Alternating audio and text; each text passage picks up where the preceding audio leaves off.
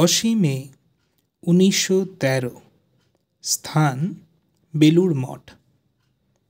রাজা মহারাজকে জনৈক ভক্তের প্রশ্ন, মহারাজ, ভগবানে মতিগতি কী রূপে হয়? উত্তরে মহারাজ বলছেন, সাধু সঙ্গ করতে করতে ভগবানে মতিগতি হবে। সাধুদের কাছে শুধু আনাগোনা করলেই হয় না, তাঁদের জীবন দেখে, তাঁদের উপদেশ শুনে তদনুরূপ জীবন গড়তে হয়। ব্রহ্মচর্য ও সাধন ভজন না থাকলে সাধুদের ভাব, তাঁদের উপদেশ কিছুই ধারণা হয় না। শাস্ত্রাদি পাঠ করে তার ঠিক ঠিক অর্থও বোঝা যায় না। কথামৃতাদি বই খুব পড়বে এবং ধারণা করতে চেষ্টা করবে। যত পড়বে তত উহার নতুন নতুন অর্থ পাবে। সাধক ভগবানকে শুনে একরূপ বোঝে, সাধনা করে অন্যরূপ বোঝে, আবার সিদ্ধ হয়ে আর একরূপ বোঝে।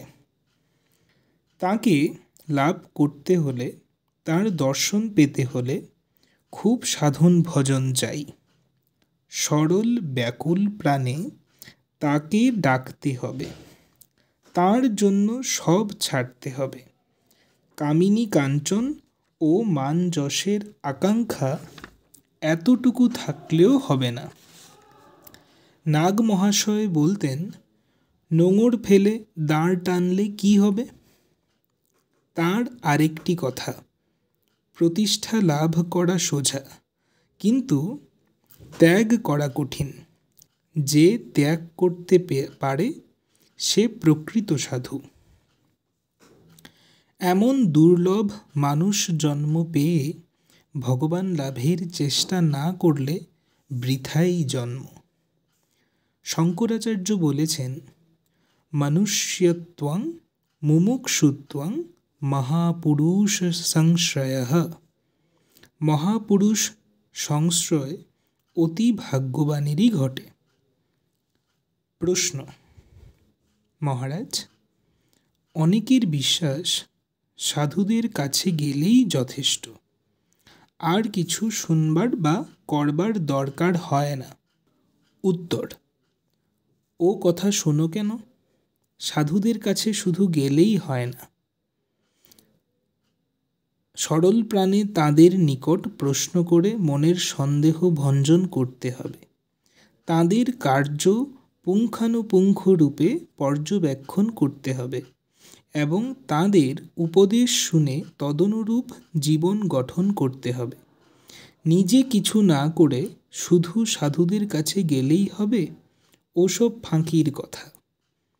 তবে সাধু সঙ্গ বিশেষ দরকার। তাঁদের দেখলে, তাদের কথা শুনলে মনে ধর্মভাব ও সদ্ভাব জেগে ওঠে এবং সংশয় সব দূর হয়ে যায়। তাঁদের পবিত্র জীবন, ভাবময় জীবন দেখে মন যতটা ইমপ্রেসড হয়, শত বই পড়লেও তা হয় না। অধর সেন প্রায়ই একজন স্কুল সাব ইন্সপেক্টরকে সঙ্গে নিয়ে ঠাকুরের কাছে আসতেন। সেই সঙ্গীটির প্রায়ই ভাব হতো। একদিন ঠাকুরের নিকট আসার একটু পরেই ঠাকুর সমাধিস্থ হন। তাঁর মুখে এমন হাসি যেন আনন্দ আর ধরে না।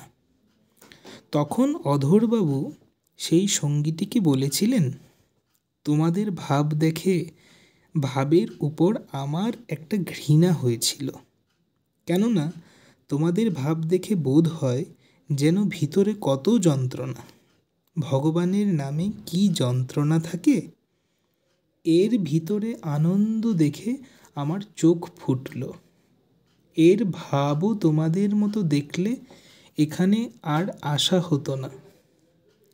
ঠাকুরের কাছে না এলে, তাঁর এই ভাব না দেখলে অধরবাবুর মনের সংশয় কখনো যেত না।